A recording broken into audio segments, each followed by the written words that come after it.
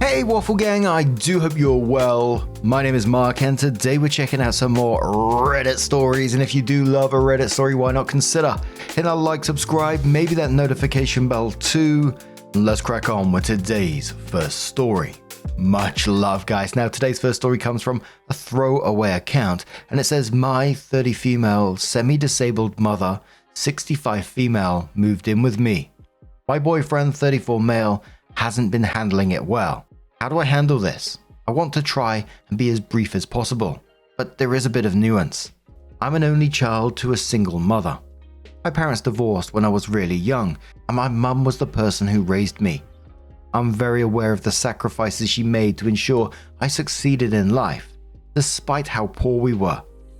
Maybe 5 years ago, my mum had a stroke and a series of TIAs, which Google's telling me is a transient ischemic attack, also known as a mini stroke. These changed her personality somewhat and caused some mobility issues. She doesn't exactly qualify for disability because she is still able to walk around and take care of herself. She could theoretically hold a job, etc. She has about a year and a half until she qualifies for Social Security. We're in the US. My mum started her own baking business in 2019 after working as a baker for 20 years. This obviously failed in 2020. She coasted for a bit before becoming the living caregiver for my gran until she died, and then the executor of my gran's estate. That brings us to now. She was living in my gran's house, which sold. She found herself with nowhere to stay and no income. I live with my boyfriend, 35 male, in a 2-bedroom, 1-bath apartment. We've been dating for 2.5 years. I'm very much the breadwinner. I estimate that I pay around 80% of the household expenses. I make $50 an hour, he makes $21. I also work from home, so I generally take care of making dinners, doing dishes, shopping for groceries, etc. If my partner does any of these tasks, it is under my direction. We originally agreed that my mum could come stay for a month while she found a job. She has struggled to find a job. She can't be on her feet and has limited use of her dominant hand. And her last 25 years work experience is as a pastry chef. She's been applying every day, and she has a few interviews but no serious leads. We've had a lot of discussion about this. Mostly that I'm unable and unwilling to kick my elderly, disabled mother out with nowhere else to go. We have other family, but I'm the only one with a spare bedroom. This has caused a ton of tension between boyfriend and me. He has really started to be generally unpleasant to be around all the time. He's very moody, prone to outbursts. He gets angry if my mum stays in her room. Says she's cowering and hiding when he gets home. He's even more angry if she and I are on the couch together when he gets home. I feel like I'm a stranger in you and your mum's house. If I go into my mum's room to talk for a little bit, he says I'm ignoring him. Along with this, he started to tell me almost daily that I don't do things with him enough. I don't kiss him enough, snuggle enough, talk to him enough, etc., etc. Anytime I'm doing something fun or for myself, he will start a big fight. It feels like living with a storm cloud, and I constantly feel like I'm dropping the ball in like 7 different arenas. This all came to a head this weekend because he was driving me to a photo shoot. I've been working on making this big, crazy costume, and a friend volunteered to take some pictures of me wearing the costume. I can't emphasize how meaningful this was to me, and decided this was the time to tell me that he would never tell me to kick my mum out, but he's really angry that I haven't done it already, and that I should be on team us more than team someone else. I understand a relationship should be a priority, and my mum has been with us almost 5 months. I don't think that this is an easy situation, or one that he isn't allowed to have feelings about. The fact that he seems to genuinely believe that I should kick my elderly, disabled mother out into the street really shocks me. It also makes me really question our future. Like, if this is how he is acting over a family member needing our spare room for a time, what would happen if we had a special needs child, or if something happened to me? I'm a big believer that a good relationship is able to thrive even in times of crisis. How do I handle my boyfriend's big feelings without telling my mother to leave? Textbook Hufflepuff asks OP, have you had your mother's case reviewed by an attorney that specializes in Social Security disability cases? Because there is a very real possibility that she qualifies as disabled and may be eligible for back pay. DM me for a reference if needed. I was raised by a single mum who made significant sacrifices for my success. I wouldn't kick my disabled mother out for a boyfriend that has anger management issues and doesn't even pay 50%. I'd reevaluate that relationship and I'd reevaluate him as a partner. I agree you need more space. I just think it's him that needs to leave. OP replied saying she had her own disability reviewed before she wound up coming here. It's a little convoluted, but because she's so close to getting her full social security, she potentially could get disability benefits. But it would mean her social security benefits are severely compromised. Like she wouldn't qualify for the COLAs, and she only gets like half. I believe it's a weird percent, but basically half of the benefits she would get if she waits until she's 66 plus 10 months. And there was lots of comments telling OP that, they've been misinformed about that and to get in touch again, basically. EDJZ says, I don't think this is the partner you want. My dad was dying of pancreatic cancer and had home hospice. My mother, who was stage 4 breast cancer at the time, and I took care of my father, and a nurse would come in regularly. Towards the end, my dad lost control of his organs. My husband wouldn't let my mother or I change him. My husband changed my father's diaper because he said my dad deserved dignity in his final days, and having his wife or daughter change him wasn't dignified enough. That is the partner you want during the tough times. OP says, I was married before, and my ex-husband's dad died pretty suddenly. I saw firsthand what the loss of a parent feels like, and the guilt that you might have been able to do more for them. I just honestly can't imagine putting the needs of a boyfriend over the needs of my mother. Commenter says, if you had started with my partner makes a fraction of what I make, does no household chores, never makes dinner, etc., with all you included in your preamble, that would be enough to break up with him. Add in his callous and disturbing view of kicking your mother out, knowing she has nowhere to go with zero income. That's just a clincher. This man is gross. You know this. He has angry outbursts because your mother lives in your apartment that you pay for, that you clean, while he eats your food that you made. Seriously, the audacity. Who does he think he is? Does he think he's such a prize that he can demand that you kick your mother out of your home to live on the streets? To what? Cater to him more, while you support him? Honey, no.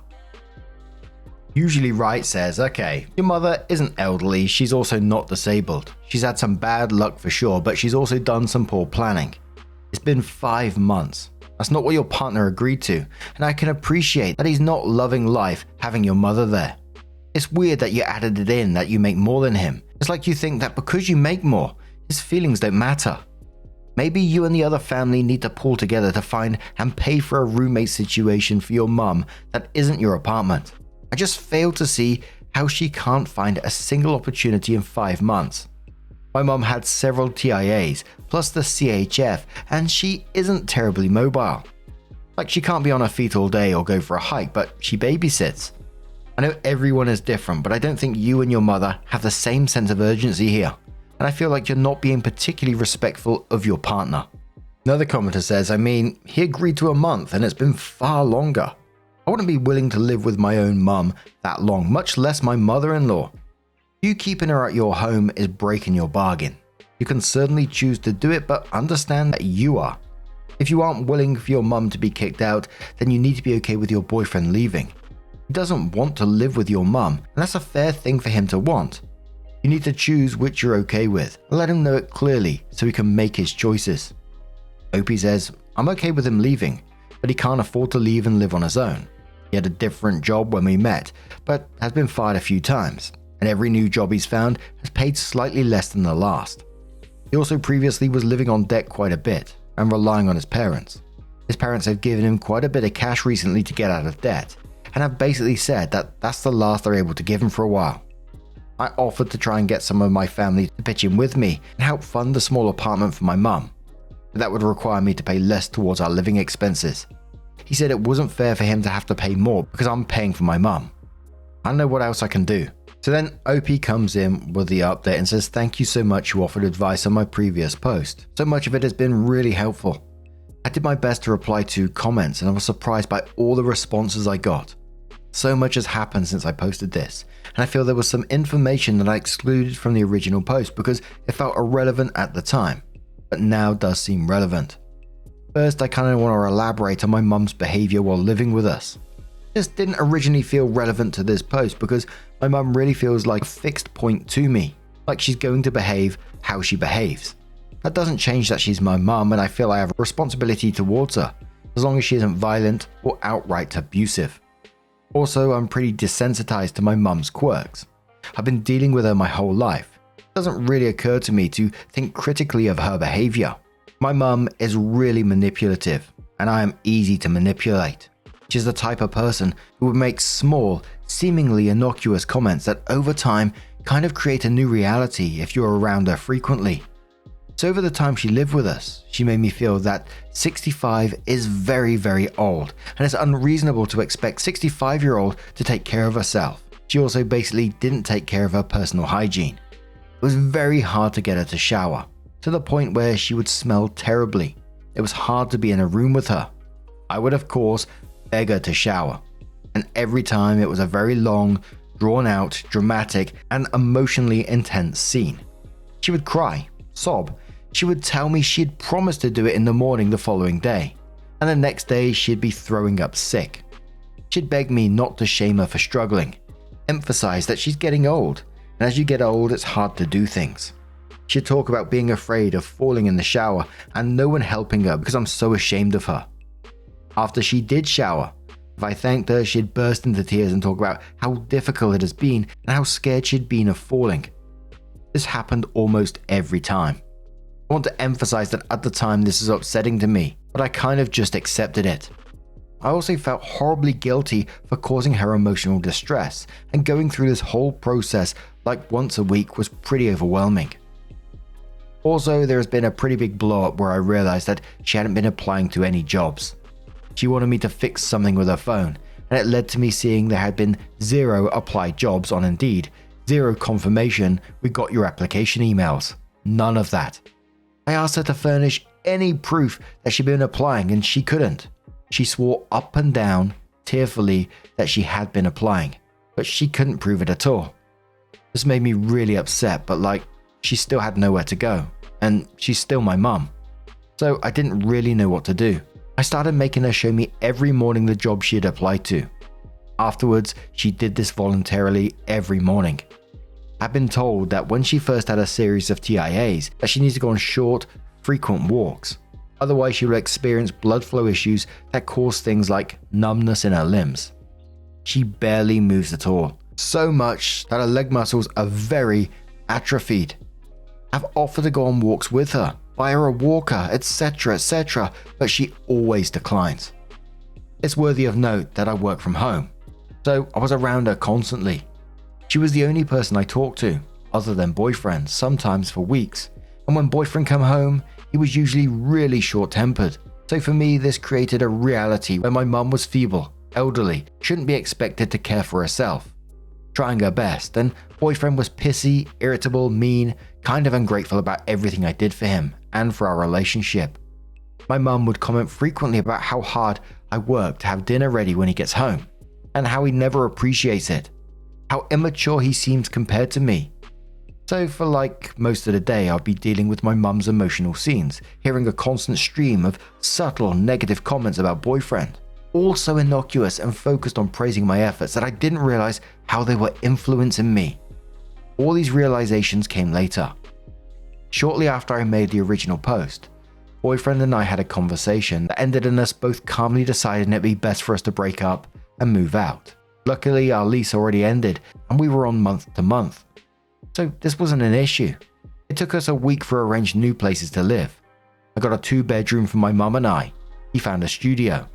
This happened at the beginning of this month. We both moved into our places at the end of this month. Boyfriend requested that mum go elsewhere for a while so we can pack without her being around. I wholeheartedly agreed. We've been together for a long time. This is difficult. Going through a breakup, living together for a month, and also having your ex's mum be there constantly. Terrible. My cousin agreed to let my mum stay at her place. This is not a long-term arrangement. She's sharing a bed with my cousin's mum, who lives with her. My aunt has MS. It's a different situation. I can elaborate if desired. It's fine for a bit, but not forever. With my mum gone, everything changed. Boyfriend and I were getting along perfectly. Boyfriend's entire mood and vibe reverted back to how it was before. Fun, kind, hilarious, delightful. I felt like I was waking up. I had a few counseling sessions that helped me realize that most 65-year-olds do take care of themselves.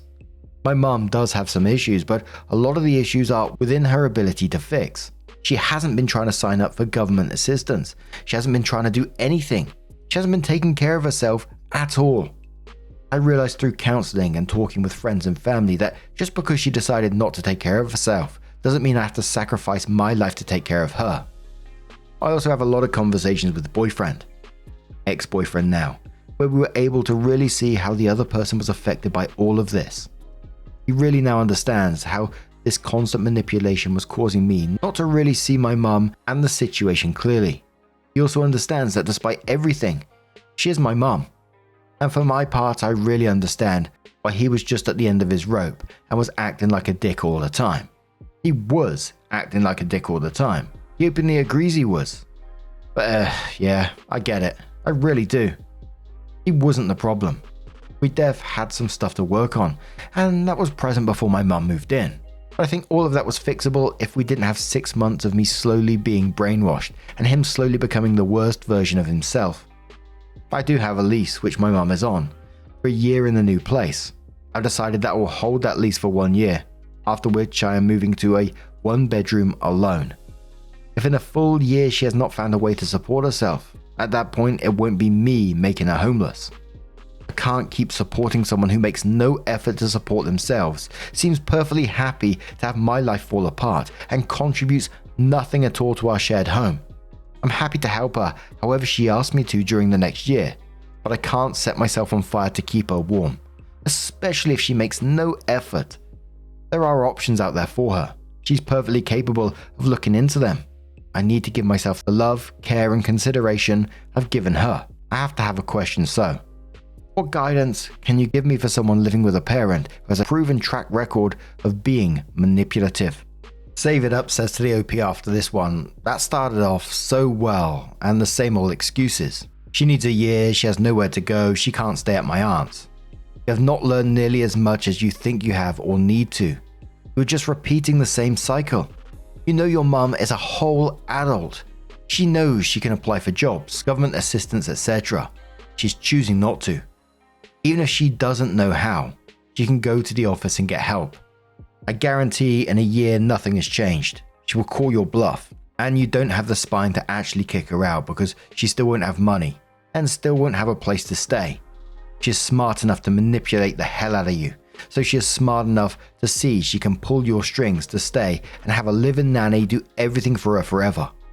All at the cost of your happiness, independence, youth, and relationship. An unspent fluency says, you are doing everyone, you, your boyfriend, and especially your mum, a disservice by moving in with her for a year. Reread what you wrote.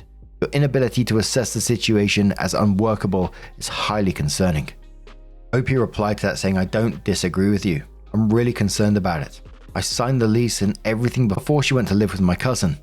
At this current moment, my mum really doesn't have anywhere else to go. She's staying with my cousin, and my cousin's husband is kicking her out on the day our lease starts. I feel that 1 year is ample time for her to get her shit together, so I won't have to feel like it's my fault if she winds up homeless. I don't think this is like a good solution, but it's kind of the solution I have right now. Commenter says to OP, break the lease and do not move in with your mother.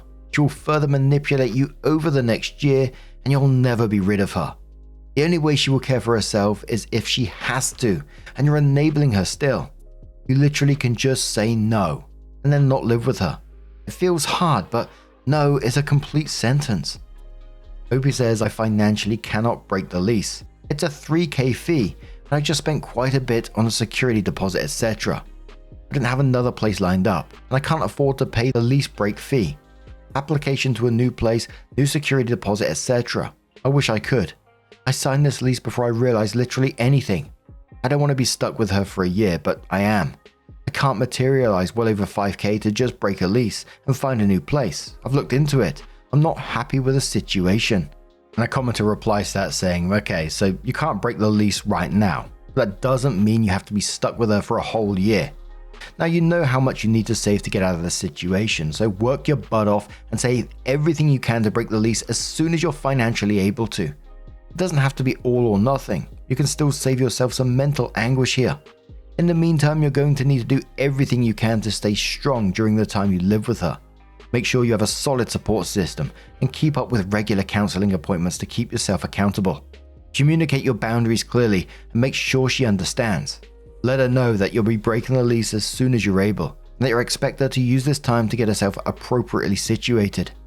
Most importantly, maintain those boundaries and don't let her push you over again. It's going to be difficult, but it isn't forever. You can do this. But now, I'm going to turn this one to you guys. What do you guys make of this situation?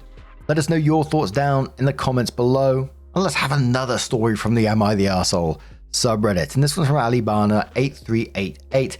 And it says, would I be the arsehole if I refused to give up a water fountain the previous homeowners abandoned 4 years ago? In September 2021, we purchased the home that was built in 2019 and we moved in immediately. The previous owners, PO, left a few things at the home, including a water fountain. Within the first month, the previous owners asked if they could collect the fountain. We said that was fine, but they never came.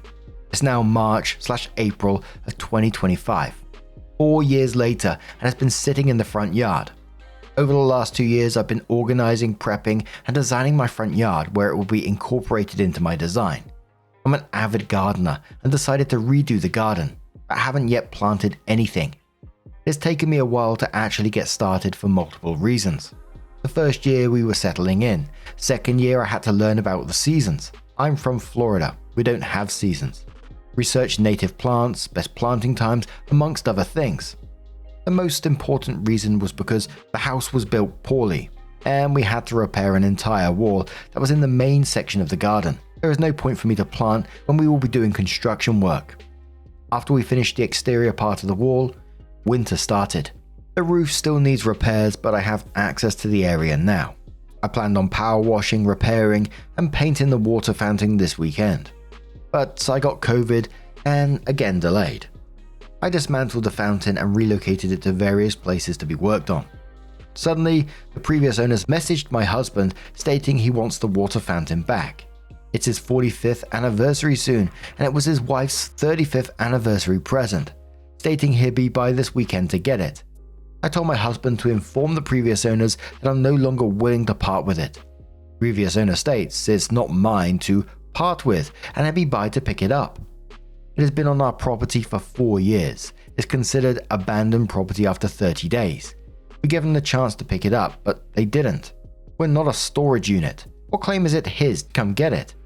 I understand it was an anniversary gift, but clearly he didn't care enough to get it in the last 4 years. This house was brand new, but terribly built by the previous owner. Everything that could be wrong is wrong. Roof is missing edge pieces, subfloor is uneven, causing the entire floor to be uneven with gaps in all the wood. The entire house needs new siding because they installed the hardy board incorrectly and now falling off. 4 different colors and textures of caulk used in the backsplash of the kitchen. Screws popping out of every single wall in the house. Studs aren't 16 inches on center. The list goes on and on. We literally have to rebuild the house from the bottom up. Before you ask, yes, we had an inspector, but no, he didn't catch these things. We're also trapped in the house because we bought during the vid times and the interest rates were very low, so moving isn't an option. Trust me, we would if we could. So am I the arsehole for not giving up the water fountain 4 years after he sold us a terribly built home? Viva says, consult the local laws about such a claim. There should be a limit on abandoned property or objects left behind in a property sale. They usually have a matter of weeks to claim anything, then lose all rights to it. Not the arsehole. If he wants it back, he can pay storage fees at the going rate, all the way back to date of sale. Opie says, I tried to add this in the post per state statute. Once we claimed ownership of the property, everything was ours. There are tenant-landlord laws that state they have to hold for 30 days, but we're not landlords, nor are they tenants. Some statutes even say up to 3 years, but it's still past that time frame. Luna Vale says, seriously, 4 years? That's not temporarily holding something, that's abandonment. He had his chance, and after all the construction nightmares they left you with, you got absolutely no right to demand anything. It's on your property. You've invested time and effort in incorporating it into your garden design, and frankly, he forfeited his claim the second he left it there for years. He's trying to guilt trip you with the anniversary story, but that's just manipulation. He clearly didn't care enough to get it before. Tell him to kick rocks. It's yours now. Spare article says, none of the home's condition matters, and I wouldn't even cloud the issue of mentioning any of it. You would be the arsehole for trying to conflate these issues as if the fountain is somehow mitigating a house you previously inspected and still accepted. You seem a bit man yells at cloud in this particular regard. The fountain's abandoned property. That's literally it. And even if it wasn't a 5-year abandoned item, the house sale probably covers it since it was left at the time of purchase. I would still offer it to them to pick up, minus the storage fees for 4+ years. I bet that fountain's sentimental value decreases really quickly. Not the arsehole. But what do you guys make of this situation? Put yourself in OP's position. Would you give that fountain back? What if it really is sentimental, or is the person just lying to try and get it back? Let us know your thoughts down in the comments below.